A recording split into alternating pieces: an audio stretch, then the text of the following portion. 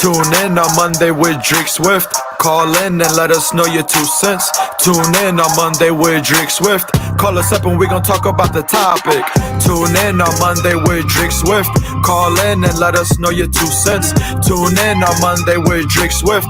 Call us up and we gon' talk about the topic. It's about that time, man, so go and bang the line. Tune in with us and say what's on your mind. We're all adults here, really nothing out of line. We on every week, man, let's have a good time. 2 cents, Monday with Dreak Swift. Call us up, man, tell us your 2 cents. 2 cents, Monday with Dreak Swift. Call us up and we gon' talk about the topic. 602-699-6101. Call Dreak Swift and tell him what's up. Tap in and tell him what's up.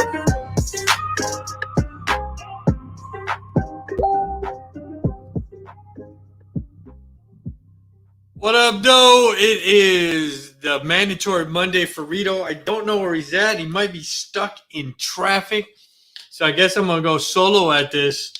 I finally feel about 99% after a week of being sick with pneumonia. So it's Mondays. It is Monday. November 15th. Wow, we're literally then. Next week is Thanksgiving. I cannot believe it. So feeling about 99% better than I was. Oh my God. It was horrible. But thanks for tuning in. Today's topic, I guess the event time got messed up. I'm here in Phoenix, and if I don't put the location for whatever reason, it shows that I'm starting at 5:30. And it should be 6:30 Mountain Time. Because Arizona don't fucking change their time, right? They don't change their time. We're stuck. We're the only state that doesn't change their time. We're in Arizona time in the summertime. Pacific time in the summertime and Arizona Mountain Time in the wintertime, which means I'm 2 hours East Coast. In the summertime, I'm 3 hours. So there it is. Whatever fucking our confusing time zone. Like I said, we don't change our time. We never touch our clocks, which is just fucking weird to me, right? But there it is. So, before we go into the topic tonight, I finally got my new iPhone. So I'm a big iPhone guy. I'm a big Mac guy, whatever the case may be. I finally got my first. When I pre-ordered it, I got the iPhone Pro, and I ordered the iPhone Pro Max. I finally got it. So I got 1 terabyte in my, I have 1 terabyte in my pocket. It makes me feel like I have a bigger dick than I have, but I really don't. So there you go. 1 terabyte in my fucking pocket. I've been waiting. It's been 2 or 3 generations, I think, with the 512, because I always get the 512, right? Because I must have a lot of porn or something, but I get a lot, I'm a meme guy, right? So I'm not erasing my memes. I think I have like 100,000 in pictures, but now I can have 200,000 pictures with a 1 terabyte iPhone. There you go. I got 1 terabyte in your iPhone. So, there you go. 1 terabyte. So, we'll talk about the topic. Just like I said, we were waiting for Rito, but looks like he might not jump on. Maybe he's stuck in traffic, and I know that you guys are getting shitty weather in the East Coast, even especially from hometown in Detroit. So it's been 85, 90 degrees here. So I guess if you're in Michigan, sucks to be you. So in general, do you think dating is an exchange for money or sex? So if you go back to the polls, and I'll go back to them, I think the poll was pretty. Let me go. I'll look at the poll here to see if it's still saved. It might not be. It didn't, but I did take a couple screenshots. It looked like a lot of people saying it was a no. But for me, I think, to be honest with you, I think it is. I think it is when you're dating somebody and you're kind of half in, half out. So let me clarify that. So when you're dating somebody and I think that it's not a serious relationship, You don't know if it's going anywhere. You mean you're half in, you're half out. You're committing. You're not really a total commitment.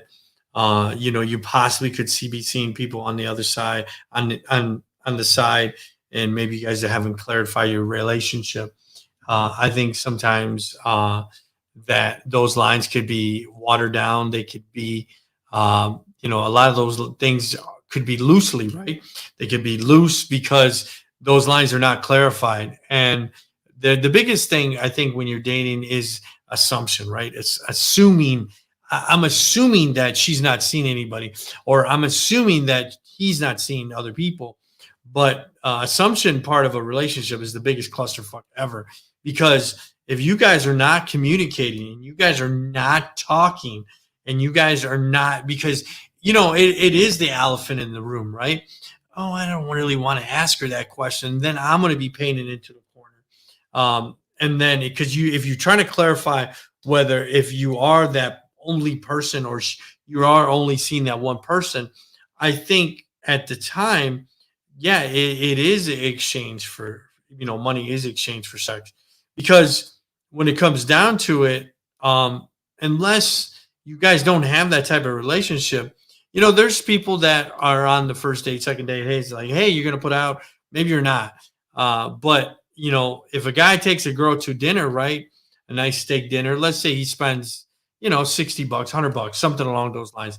He's expecting sex, right? That's what I'm assuming. He's expecting sex. He's expecting, some type of fucking, hey, am I getting a blowjob or am I just wasting my time? So it's, there's girls that don't kiss on the first date. There's some girls out there that still don't do that. But, like I said, most of the time, I think if a guy's taking a girl out, spending $100, especially if he's just started talking to her or whatever the case, and he's got bitches on the side, she's got guys on the side, whatever the case may be, there's an assumption at first you're going to have to spend a little bit, right? My famous word is, hey, without finance, there's no romance, right? So I stick to that. Without finance, now listen to that. Without finance, there's no romance. And I got to be honest with you. There is a lot of broke motherfuckers out there that are still getting pussy, right? Or they're flaunting or they're fronting and whatever the case may be. But when it comes down to it, a girl wants to be swept off her feet. She wants to have flowers, candy, jewelry, bags, whatever the case may be, right? So you are, at that point, you're trying to find out whether if you want to continue on. So do you think dating is exchange for money and sex? I think in the beginning, and a lot of people said it is different depending on the situation. There is some situations where a man or a woman, just puts up right up front, right? Hey, you know what? If I'm gonna spend some money, I'm gonna expect a blowjob. You're gonna have to spit on my balls, whatever the case may be. You're gonna have to sing the national anthem while you're giving me a hum job, whatever the case may be, right?